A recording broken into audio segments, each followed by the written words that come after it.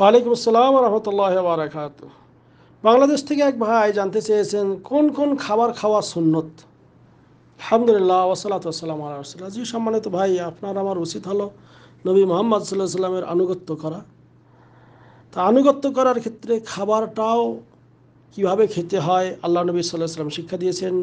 বিসমিল্লাহ বলে ডান হাত দিয়ে ডান পাশ থেকে নিজের কাছ থেকে খেতে হবে, এবং এই খাবারটার মধ্যে যেগুলি হালাল, আল্লাহ বলছেন কুলু হালালান তৈয়বাত, তৈয়ব পবিত্র হালাল বস্তু আল্লাহ রব্বুল আলমিন খেতে বলেছেন।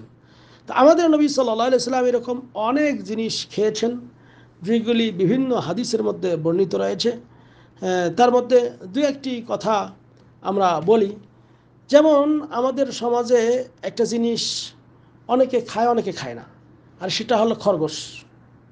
খরগোশ কি খাওয়া যায়? হ্যাঁ, রসুল্লাহ সাল্লাম তিনি খরগোশ খেয়েছিলেন। আল্লাহ নবী সাল্লাহ সাল্লাম তিনি খরগোশ খেয়েছেন। এই হাদিস আপনি সহিহ বুখারীতে দেখতে পারবেন। তা সম্মানিত বন্ধুগণ, তা এই খরগোশ খাওয়া এটা সুন্নত। অনুরূপভাবে আপনি আরও কতগুলো জিনিস, যেমন গোশত, গোশত খাওয়া হালাল। বিশেষ করে আপনি খাসির রানকে, মুরগির রানকে, এগুলা নবী করিম সাল্লাল্লাহু আলাইহি ওয়াসাল্লাম পছন্দ করতেন। তারপর মুরগি খাওয়া, হ্যাঁ মুরগি খাওয়া এটাও জায়েজ, এটাও হাদিসে রয়েছে। সহিহ বুখারী মুসলিমে হাদিস পাবেন, বিস্তারিত অনেক হাদিস রয়েছে। অনুরূপভাবে মনে করেন যে পেঁয়াজ, পেঁয়াজ খাওয়া কি জায়েজ? হ্যাঁ, পেঁয়াজ খাওয়াও জায়েজ। আল্লাহ নবী সাল্লাল্লাহু আলাইহি ওয়াসাল্লামের সবার জীবনের শেষের খাবারটা ছিল পেঁয়াজের দিয়ে তৈরি করা খাবার। এরপর মাছ, সমুদ্রের মাছ, সেটা যদি মরাও হয় এটা খাওয়া জায়েজ। আমরা আলহামদুলিল্লাহ যত মাছ খাই, অধিকাংশ মাছ কি মারার পরেই মারা যায়। ইলিশ মাছ খুব প্রিয়, আমরা খাই। তা নবী করিম সাল্লাম যত প্রকার মাছ আছে হালাল, এইগুলি আল হেল্লো মাইতাতুহু, আল্লাহ নবী সাল্লাম বলতেছেন হুয়া তহুর ওমাহু ওয়াল হেল্লো মাইতাতু, সমুদ্রের পানি এটা দিয়ে পবিত্রতা অর্জন করা যায়, এবং এর মধ্যে যে প্রাণী বিশেষ করে মাছ ইত্যাদি আছে এইগুলো তোমাদের জন্য হালাল। নবী করিম নবী করিম সাল্লাল্লাহু আলাইহি সাল্লাম পছন্দ করতেন কদু, দুব্বা।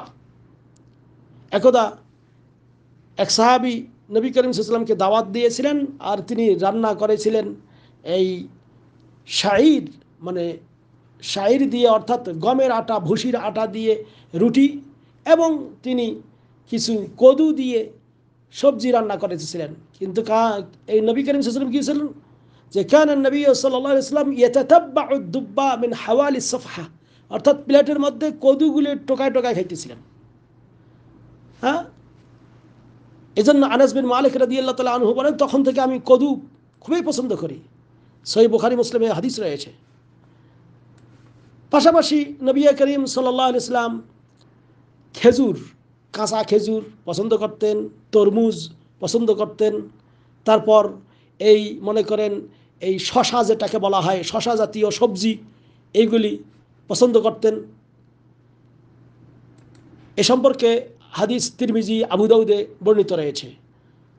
অনুরূপভাবে আরও হাদিসে এসেছে যে নবী করিম সাল্লাল্লাহু আলাইহি ওয়াসাল্লাম তিনি খাল, খাল মানে মানে নাবরা জাতীয় এক ধরনের, মানে কিছু টক দিয়ে তৈরি করা তরকারি সবজি, এটা তিনি পছন্দ করতেন।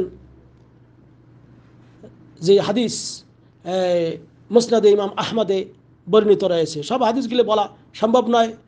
এরপরে নবী করিম সাল্লাল্লাহু আলাইহি ওয়াসাল্লাম তিনি রুটি, শুকনা রুটি, কাঁচা রুটি এবং জুবদা যেটাকে বলা হয়, এরপর আর একটা জিনিস হলো মিষ্টি, মিষ্টান্নর মধ্যে তিনি বিশেষ করে মধু, মিষ্টি, এইগুলি পছন্দ করতেন। আরেকটা পছন্দ করতেন, সেটাকে বলা হয় সারিদ, আরবিতে বলে সারিদ, অর্থাৎ গোশত টুকরা টুকরা টুকরা করে গোশত করে ঝোল করে পাশে রুটি দিয়ে সুন্দর করে খাওয়া।